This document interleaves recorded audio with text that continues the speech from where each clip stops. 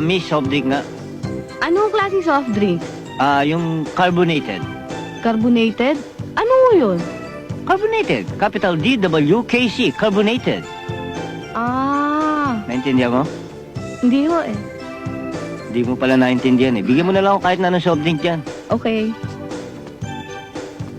Yan ang hirap sa mga hindi nag-aaral. Ang sabi nyo? Wala. Sabi ko kung malamig. Malamig ho.